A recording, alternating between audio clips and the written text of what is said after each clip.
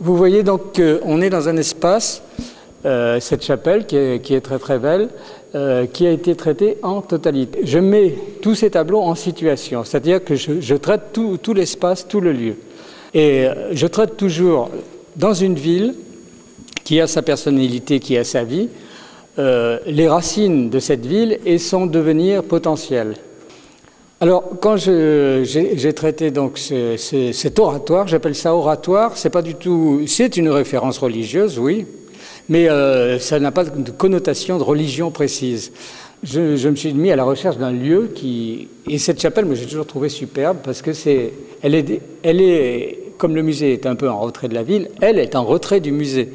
Cette grille qui fait une certaine pression, il faut bien dire que ça donne une note un peu carcérale.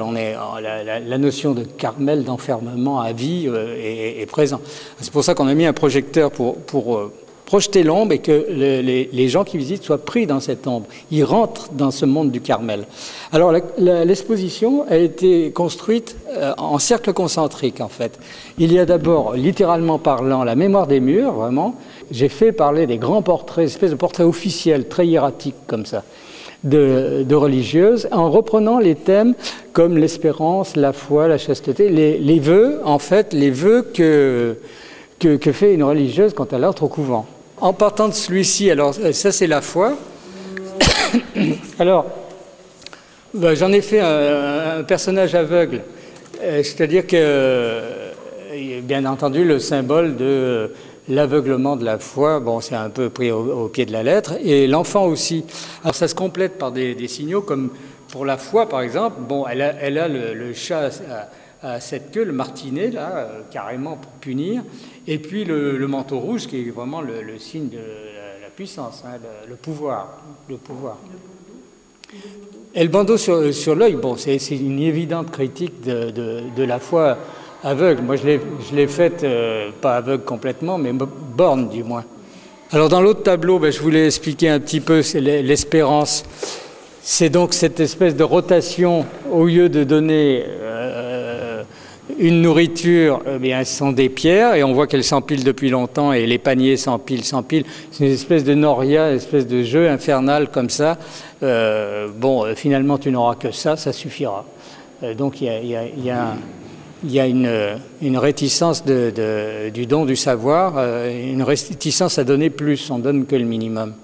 La charité, alors, donner des couvertures, couvrir ceux qui ont froid, ça ne se fait pas. Le tas de couvertures reste derrière, et il y a même le signal de l'agneau, qui est symbolique du Christ, qui est placé derrière. On peut même se demander s'il n'a pas été tondu pour faire des couvertures qui ne serviront pas en poussant à l'extrême la symbolique.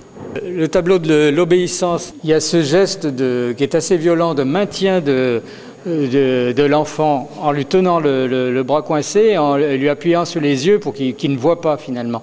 Donc il obéit au doigt et à l'œil. C'est exactement ça, au doigt et à l'œil. Et alors derrière, il y a tous les instruments de la Passion du Christ qui sont jetés en vrac. Il y a la lance, l'éponge, la couronne d'épines, et ainsi de suite. Donc c'est très dogmatique. Alors là, j'ai fait un enfant qui est en train un peu de se débattre parce qu'on est à la limite d'une scène de viol. Il faut dire que l'enfant subit une contrainte sexuelle, violente. Il est un peu comme un petit Bacchus antique. Il y a la connotation du raisin qui est l'ivresse, enfin la sensualité, l'ivresse. Il y a tout ce côté Bacchus. Mais en fait, elle lui attrape la main. Elle en fait ce qu'elle veut, on peut imaginer, n'est-ce pas? Comme par hasard, elle ne met pas la main ailleurs. Donc il y a un côté extrêmement violent, autoritaire, de prendre la main de ce gamin et de finalement le forcer. Là. Il est forcé presque à faire des choses que lui répugne. Sur l'autre tableau, la pauvreté, alors il y a aussi cet enfant adolescent qui essaie d'aller vers une nature morte. Il va vers ça, mais il ne peut pas y aller en fait parce qu'on voit le pied de la religieuse qui lui écrase le bras. Donc en fait, c'est interdit. Il y a un interdit total. D'un seul coup, ça tombe comme ça. Non, t'as faim, tu mangeras pas. Toc, voilà, c'est comme ça, c'est réglé. Et donc sur les murs, ce sont ces 6 grands tableaux qui transpirent des murs, puisque vous voyez que la chapelle, tout en étant baroque, très belle, décorée, est tout de même extrêmement simple et sobre. C'est ce côté austère que j'ai voulu traiter. Alors dans ce contexte religieux qui est l'histoire de base de la ville de Romans, s'est greffée une puissance de plus en plus importante de l'industrie. Alors c'est le deuxième cercle en somme. C'est le tas du centre où j'ai traité ce problème-là. Alors d'abord, avec ces 2000 paires de chaussures qui ont été ramassées en faisant des annonces dans les journaux, ce sont les Romanais qui les ont données. Donc on a en fait une image de la population romanaise par leurs chaussures.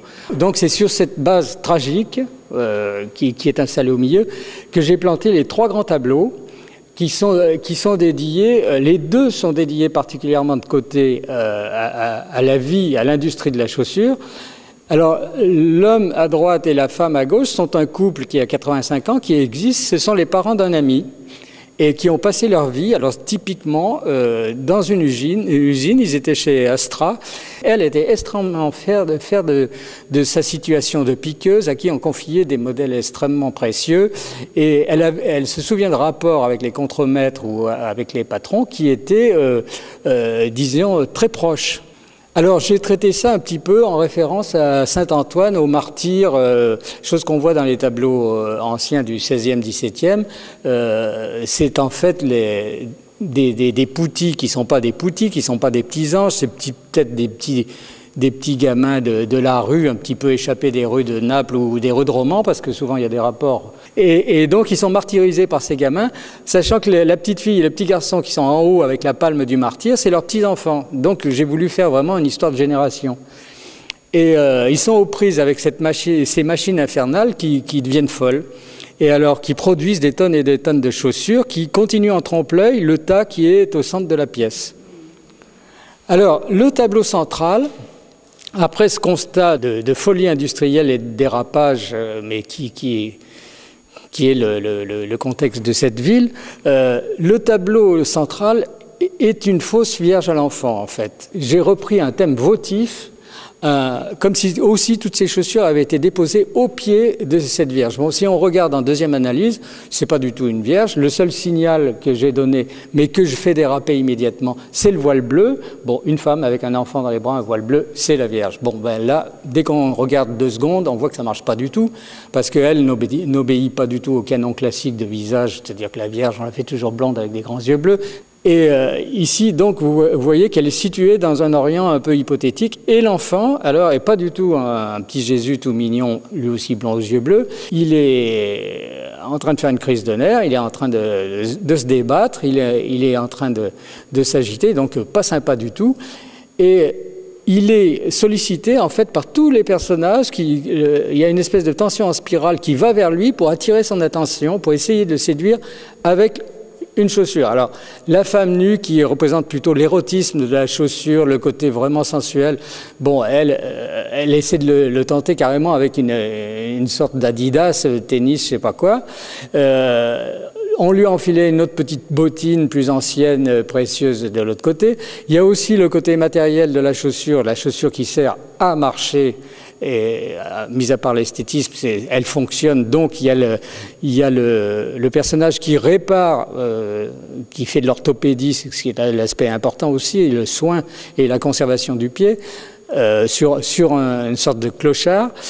De l'autre côté, il y a des enfants qui sont pris de folie, qui sont en train de chercher comme un trésor. Ils ont même une sorte de chien truffier qui est en train de renifler partout parce qu'ils sont certains qu'ils vont trouver dans les chaussures quelque chose de merveilleux. Et il y a les origines en bas avec cet arabe un petit peu monstrueux là qui est échappé de la grande place de Marrakech et qui nous interpelle directement en nous disant « Qu'est-ce que vous avez fait de tout mon savoir que je vous ai laissé au XIIe siècle ?» Parce que maroquinerie, l'origine vient de là. C'est tout d'abord au Maroc et en Espagne du Sud, à Cordoue, qu'on a su vraiment traiter le cuir, le tanner et surtout le décorer et l'employer pour tous les usages qu'on connaît maintenant. Alors il a la boîte avec le truc de cireur. Si vous êtes allé au Maroc, vous en avez vu dans les rues. et il a un narguilé qui donne l'échappée sur l'Orient. Et à l'intérieur du narguilé, si vous vous approchez, vous remarquerez qu'il y a l'autre escarpin vert qu'elle serre sur son cœur, la jeune femme. Il est dans le narguilé, donc c'est tout le côté mythique de la chaussure qui est dans ce narguilé. C'est tous les fastes de l'Orient, tout le rêve. Alors maintenant, on en arrive au dernier élément qui compose toute cette salle, c'est ce que j'appelle, parce que j'ai pas d'autre nom, la chose noire. Alors, ça, je sais, ça intrigue tout le monde. Ça fait à peu près 30 ans que c'est dans toutes mes toiles. C'est un objet qui entre, vous le voyez sur toutes les toiles et tout, et je le mets en réalité au centre de la pièce, de manière à ce que sa présence soit encore plus forte que dans les toiles. Parce que dans les toiles, avec le détachement qu'on peut avoir à cause de la planitude, on peut très bien un petit peu évacuer l'émotion. Mais quand on l'a sous le nez 4,50 m de hauteur planté dans le sol, ça fait un petit choc quand même. Et on se dit que c'est un truc qui est tombé d'où, qui veut dire quoi? Alors, c'est en fait une réponse à une question qui m'a toujours un petit peu intrigué. Dans mes tableaux, il y a tout ce que je sais, tout ce que je connais, tout ce que je peux peindre. Mais alors, le reste que je ne connais pas, tout ce qui peut arriver demain, ou qui est peut-être déjà arrivé, mais je suis incapable de l'appréhender, je ne le sais pas. Toute cette zone d'inconnu et d'ombre, je l'ai traduit sous forme de ce carré noir. Et je le place systématiquement. Alors parfois il est en discussion avec les personnages, parfois il n'a rien à faire là. Il rentre comme ça, il se présente en disant voilà, c'est moi. Il va falloir traiter le problème avec moi, je suis présent.